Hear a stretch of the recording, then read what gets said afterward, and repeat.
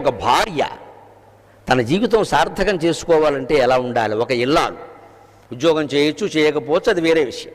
చేసినా చేయకపోయినా భార్యగా. దాన్ని ఉద్భటారాధ్య చరిత్రలో తెనాలి రామకృష్ణుడు చెబుతాడండి.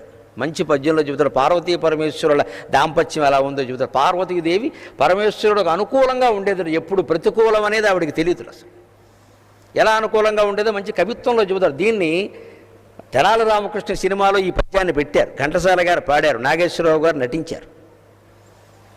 తరుణ శశాంక శేఖర మరాళమునకు సార గంభీర కాసార మగుచూ కైలాసగిరినాథ కలకంఠ భర్తకు కొమరారు లేమావి కొమ్మయగుచూ సురలోకవాహినీధర షట్పదమునకు ప్రాతరుద్భుత